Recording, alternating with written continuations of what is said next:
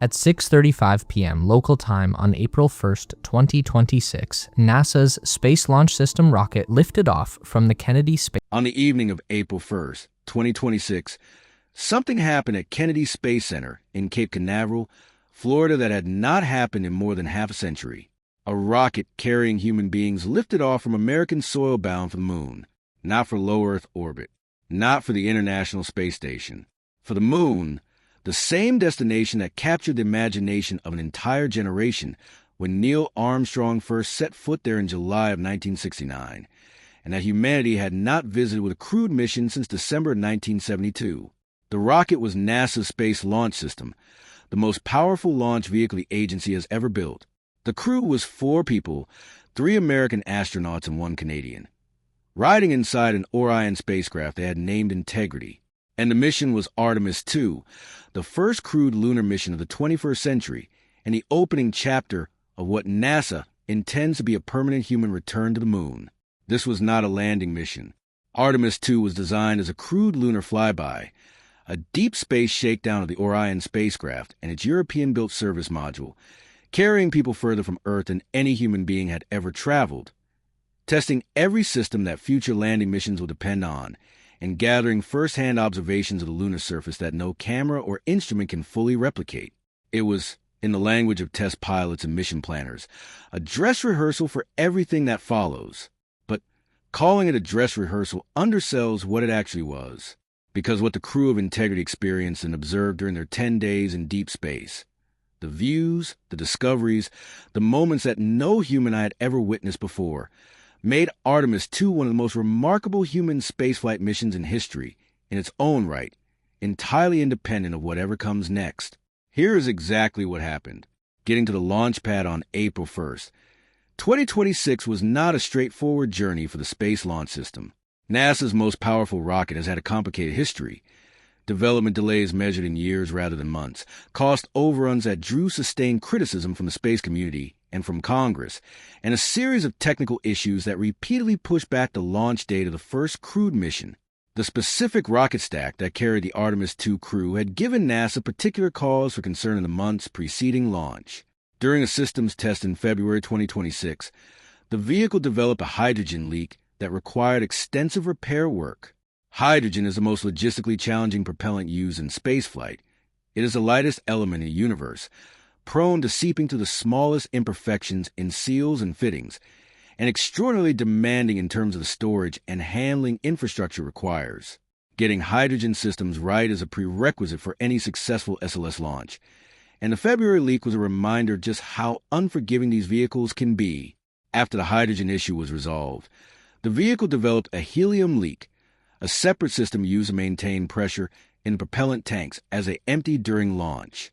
This problem was serious enough to require rolling the entire rocket back into the vehicle assembly building, taking it apart, fixing the faulty components, reassembling it, and rolling it back out to the launch pad. It was a setback measured in weeks, and it added the pressure on a mission that the entire Artemis program was counting on. But the rocket that sat on the pad on April 1st was ready, and the crew that boarded it that afternoon was the product of years of training specifically for this mission. Mission Commander Reed Wiseman brought extensive experience from his time on the International Space Station and had been preparing for lunar mission leadership for years. Pilot Victor Glover, who had also logged time on the ISS, was one of the most highly regarded pilot astronauts in NASA's Corps. Mission Specialist Christina Koch had set records for the longest single spaceflight by a woman and brought deep scientific expertise to the crew's observational objectives. And Mission Specialist Jeremy Hansen of the Canadian Space Agency became the first Canadian to fly on a lunar mission, a milestone for Canada's long and productive partnership with NASA and a reflection of the genuinely international character of the Artemis program. The spacecraft they boarded had been named Integrity by the crew, a deliberate acknowledgement of the collaborative spirit behind the mission. The Orion capsule was built by Lockheed Martin. The service module attached below it, providing power, propulsion, and life support for the duration of the mission, was manufactured in Germany under contract with the European Space Agency. The rocket was assembled by teams drawn from across the United States. The mission was supported by tracking stations and technical teams from partner nations around the world. Integrity was an apt name for a vehicle that embodied so much collective effort. The launch window on April 1st opened at 6:24 in the evening local time, and in the final minutes before the scheduled liftoff, the launch team flagged a minor concern with readings from a flight termination system, the safety mechanism built into the rocket that allows ground controllers to destroy the vehicle in flight if it ever loses control and threatens populated areas. A faulty sensor reading had generated an anomalous signal, and the team paused to verify that the system itself was functioning correctly before proceeding. The pause lasted only a few minutes. The sensor was confirmed to be faulty rather than the system it was monitoring, and the launch team cleared the vehicle for ignition. At 6:35 in the evening, the 4 RS-25 main engines at the base of the core stage and the 2 solid rocket boosters ignited simultaneously, producing a combined thrust that made the ground shake for miles around Kennedy Space Center. The Space Launch System rose from the pad into a clear Florida sky and began the power descent that would carry it out of the atmosphere and into history. 8.5 minutes after liftoff, an altitude of approximately 100 miles above Earth's surface, the core stage engine shut down on schedule, and the Orion spacecraft separated cleanly, still attached to the upper stage of the SLS. The upper stage then fired its single engine to push the spacecraft into a high Earth orbit reaching approximately 43,500 miles above the surface, a staging point from which the translunar injection burn would eventually send Integrity and her crew on their way to the moon. Before committing to that burn, the crew spent several hours conducting a thorough systems check of every critical component aboard the spacecraft. This pause was not a sign of caution so much as a reflection of sound engineering practice. The Orion spacecraft had only flown once before in the uncrewed Artemis 1 mission, and this was the first time it was carrying people. Verifying everything before crossing the point of no return was exactly the right approach. The systems check turned up 2 issues, neither of which endangered the mission, but both of which added a note of human reality to the proceedings. The waste management system, the spacecraft's toilet, had a malfunction with its suction fan that rendered the liquid waste collection system inoperative. Crew members were required to use contingency collection bags for liquid waste for the duration of the mission, a significant inconvenience on a 10-day journey. The second issue was considerably more mundane. The crew was unable to log into their official NASA email accounts due to an IT configuration problem. In the grand scheme of flying 4 people around the moon, this was trivially unimportant, but it was the kind of detail that humanized the mission in a way that technical achievements alone rarely do. On the evening of April 2nd, with the systems check complete and both minor issues documented and managed, the ground team cleared Integrity for the translunar injection burn. The European service module's main engine fired for several minutes, accelerating the spacecraft out of Earth orbit and onto the free return trajectory that would carry the crew to the moon and back. The free return trajectory is one of the most elegant concepts in orbital mechanics. Rather than requiring constant propulsive maneuvering to navigate the journey to the moon and the return home, the trajectory is calculated to use the gravitational fields of Earth and Moon as the primary steering forces. As the spacecraft approaches the moon, lunar gravity captures it and swings it around the far side, redirecting it back toward Earth. Earth's gravity then takes over and pulls the capsule home. The result is a highly fuel-efficient path that requires minimal propulsion beyond the initial injection burn, a critical advantage for a mission that needs to conserve every kilogram of propellant for the most important maneuvers. As Integrity moved outward along the trajectory over the following days, the crew turned their attention to the view behind them. At increasing distances from Earth, the full disk of the planet became visible in their windows in a way that is impossible from the relatively close vantage of low Earth orbit. The photographs they took during this phase of the journey were among the most striking images produced by any space mission in recent years. The full Earth, lit by sunlight on one side and faintly illuminated by reflected moonlight on the other, was captured in a single frame of unprecedented resolution and detail. NASA named this image Hello World, and it immediately became one of the defining photographs of the Artemis program. The crew also spent their transit days running experiments, calibrating instruments, and conducting the operational tests of spacecraft systems that would inform the design and procedures of future Artemis missions.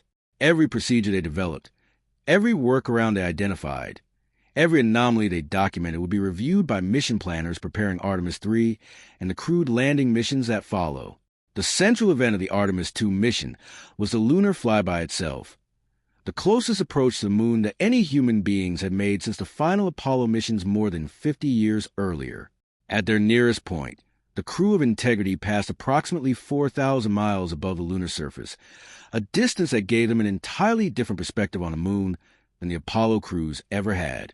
The Apollo missions flew in low lunar orbit, typically at altitudes of only 60 to 80 miles above the surface.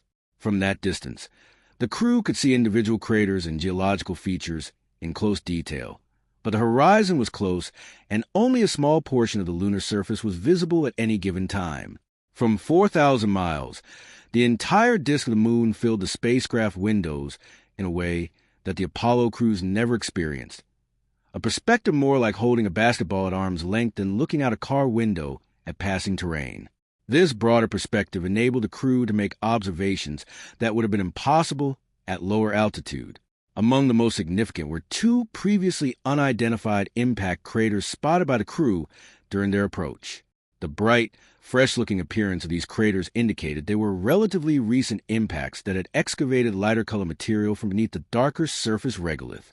Mission Commander Wiseman proposed that one of the craters be named Integrity in honor of the spacecraft that discovered it. A second bright crater, lying precisely on the boundary between the near and far sides of the moon, was proposed to be named after Wiseman's late wife, Carol, who had passed away in 2020. These proposals were submitted to the International Astronomical Union for formal consideration. The crew also documented something that orbital surveys and robotic cameras had not fully captured: the actual visual character of the moon's surface as seen by human eyes. The human visual system perceives a far broader dynamic range between light and shadow and a wider color gamut than any digital camera sensor currently captures. The astronauts reported that the lunar surface, contrary to the gray monochrome of most photographic depictions, displayed distinct variations in tone and color, shades of brown, tan, and subtle hints of green in the region surrounding certain impact craters, particularly those that had excavated material from deeper beneath the surface. These first-hand color observations are scientifically meaningful. The composition of the lunar surface varies with depth and location, and the color variations visible to trained human observers can indicate differences in mineralogy that photographs miss. The crew's verbal descriptions during this phase of the mission were recorded and will be analyzed alongside the photographic and instrument data when the full science return from Artemis II is processed. As Integrity rounded the moon and passed behind it onto the far side, the crew experienced something that no human being had ever experienced before: a direct, unmediated visual encounter with a hemisphere of the moon that permanently faces away from Earth. The far side of the moon is familiar to space scientists through satellite imagery. China's Chang'e program has landed there, and NASA's Lunar Reconnaissance Orbiter has mapped it in extraordinary detail from orbit. But no human eye had ever seen it directly, from a spacecraft window, in real time. What the crew of Integrity saw confirmed some things that imagery had suggested and revealed others that surprised even the scientists following the mission. The most immediately striking difference between the near and far sides is the near total absence on the far side of the dark volcanic plains, called Maria, that give the near side its familiar face-like appearance. The near side's dark spots are ancient lava flows that filled large impact basins billions of years ago when the moon was geologically active. The far side shows almost none of these features. Instead, it is a continuous, heavily cratered landscape of ancient highland terrain, its surface pocked by billions of years of impact history with no volcanic resurfacing to smooth it out. While the volcanic activity that shaped the near side was largely absent from the far side, remains one of the genuinely unresolved questions in lunar science. The asymmetry between the two hemispheres is one of the most significant unexplained features of the moon's geological history, and Artemis II's first-hand observations added new detail to the existing body of evidence. The crew documented the heavily cratered terrain with their cameras and with their eyes, noting the dramatic topography visible along the terminator line, the boundary between lunar day and night, where low-angle sunlight creates extreme contrast between shadowed valleys and illuminated ridgelines, revealing a landscape of considerable vertical relief that is not apparent in images taken under higher sun angles. During this far-side passage, the spacecraft passed out of direct line-of-sight communication with Earth for approximately 40 minutes. This communication blackout was anticipated and planned for, It is a fundamental geometric consequence of the moon passing between the spacecraft and Earth, but it represented a period during which four human beings were more completely isolated from the rest of their species than anyone had ever been. All communications, all telemetry, all contact with mission control in Houston went silent for those 40 minutes. The crew was entirely on their own. When Integrity emerged from behind the moon and re-established contact, the crew was treated to a phenomenon with deep emotional resonance in the history of spaceflight: Earthrise. As the spacecraft trajectory carried it back toward the near side, Earth appeared above the lunar horizon, the same site that the crew of Apollo 8 had photographed on Christmas Eve 1968 in what became one of the most reproduced photographs of the 20th century. The crew of Integrity photographed their own version of this iconic scene with modern digital cameras that captured detail and color impossible with the film technology of 1968. Shortly after rounding the far side, the crew witnessed something that no previous lunar mission had encountered: a total solar eclipse visible from the far side of the moon.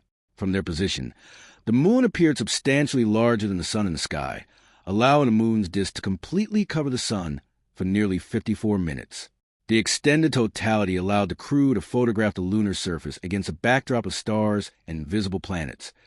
The deep space context of the moon, revealed in a way that is impossible when the sun is above the horizon. With the lunar flyby complete, Integrity began the 4-day journey back toward Earth. The crew continued their scientific observations and systems documentation during the return transit, while mission planners at Houston worked through the precise re-entry targeting calculations that would bring the capsule safely back to Earth. Re-entry is, in many respects, the most demanding phase of any crewed deep space return. A spacecraft returning from lunar distance arrives at the top of Earth's atmosphere traveling at approximately 25,000 miles per hour, significantly faster than spacecraft returning from low Earth orbit, and substantially more energetic in terms of the heating that the heat shield must absorb. The entry angle must be controlled within a very narrow band. Too shallow and the capsule skips off the atmosphere back into space. Too steep and the deceleration forces and heating exceed safe limits. NASA managed this challenge using a skip re-entry profile. The capsule makes an initial shallow entry into the upper atmosphere, uses that contact to slow down and shed energy, then briefly exits back into near space before making a final, controlled descent. This technique, developed specifically for the Orion spacecraft, allows the heat shield to manage the total thermal load more effectively than a single steep entry would permit. 20 minutes before hitting the atmosphere, pyrotechnic charges fired and separated the Orion capsule from the European service module. The service module was no longer needed and would burn up harmlessly during its own uncontrolled re-entry. The Integrity capsule then fired its maneuvering thrusters to orient itself with the heat shield pointing into the direction of travel and began its final descent.